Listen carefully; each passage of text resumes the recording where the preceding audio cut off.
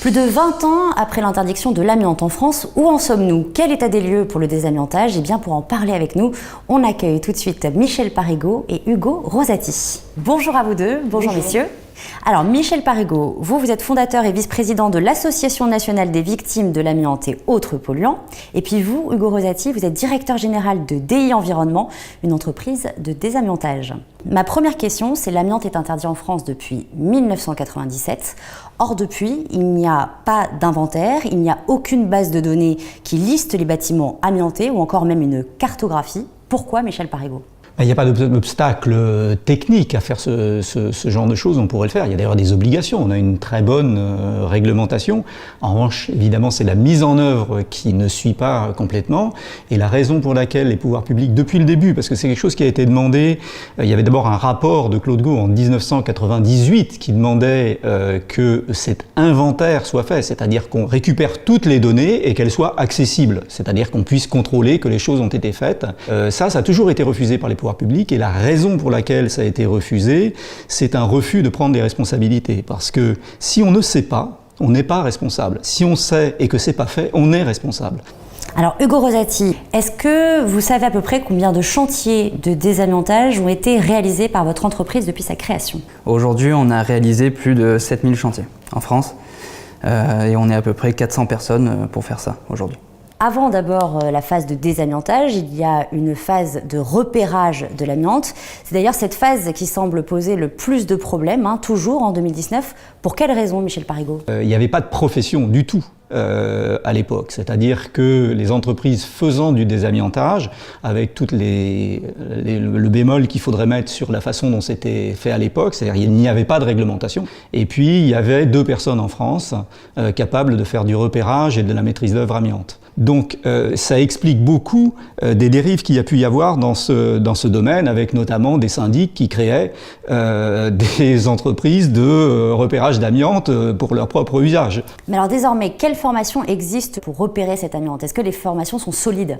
Elles commencent à être réglementées. Je pense qu'il va y avoir une amélioration, parce que là aussi, c'était pas brillant. Moi, je note une rigueur qui commence à s'installer dans le repérage et qui est très importante parce qu'effectivement, c'est la base. Et là où on a le plus de problèmes, finalement, c'est pas tellement nous, les désamianteurs, qui connaissons le risque, mais ce sont les utilisateurs et les entreprises de travaux qui interviennent dans des bâtiments sans repérage et qui sont exposés de manière accidentelle, même sans le savoir. Mais qui contrôle exactement les entreprises de désamiantage ? Il y a un contrôle par l'organisme qualificateur, quand même, ça a été obtenu, mais c'est un petit contrôle, et puis il y a le contrôle par l'inspection du travail. La difficulté, c'est que l'inspection du travail a une connaissance, je dirais, juridique des chantiers, mais pas pratique. Et un chantier, c'est pas seulement du droit. Donc là, il aurait fallu avoir des inspecteurs du travail qui étaient formés spécifiquement pour ça, pour faire ce type de contrôle. Mais le désamiantage est la partie la meilleure de la profession, et ça depuis le début. Dans son livre, le livre noir de l'amiante, le journaliste Roger Langlais explique que de nombreux produits amiantés sont toujours importés en France. Est-ce que ça concerne des matériaux de la construction ? Ça peut concerner, mais c'est marginal. Alors, je vous rejoins tout à fait. Cela étant, nous, ça fait quelques années qu'on traite beaucoup de matériel, justement en provenance de l'Asie, qui contiennent de l'amiante. On va dire en France, c'est le cas des navires, pavillon français, qui peuvent contenir de l'amiante parce qu'ils ont été construits dans d'autres régions du monde où l'amiante est autorisée.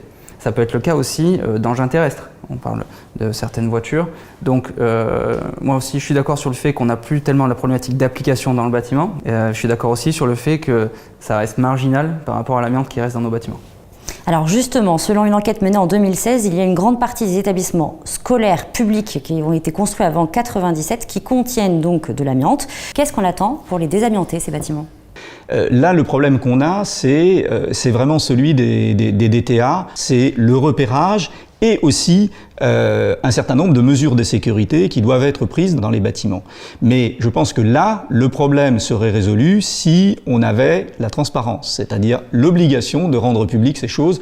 Mais effectivement, derrière, ça signifie qu'il faudrait faire des travaux. Au début du mois, la Cour de cassation, qui a étendu, c'était le 5 avril dernier, elle a étendu dans une décision le préjudice d'anxiété à l'ensemble des salariés exposés à l'amiante. Pouvez-vous nous expliquer cette jurisprudence d'abord, et est-ce que c'est une bonne nouvelle ou non ?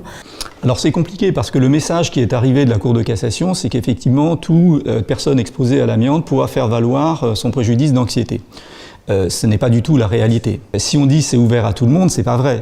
C'est complètement faux. Il va falloir non seulement prouver l'exposition, mais prouver que cette exposition engendre un risque élevé de maladies graves. Il va falloir prouver que l'entreprise n'a pas pris les mesures de précaution qu'elle aurait dû prendre.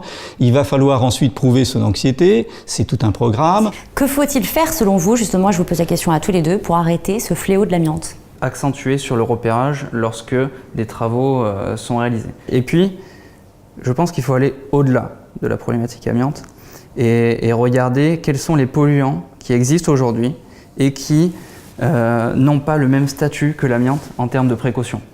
Je pense notamment au plomb, qui est un vrai sujet aujourd'hui, le plomb dans les bâtiments notamment, et à d'autres produits qui, si on n'analyse pas leur impact sanitaire aujourd'hui, pourraient devenir des bombes à retardement comme l'a été l'amiante en son temps. Il y a également les PCB, il y a également les fibres céramiques réfractaires qui sont des matériaux présents dans nos bâtiments, dans nos industries, dans nos matériels qu'il faut diagnostiquer et anticiper sur le point de vue sanitaire.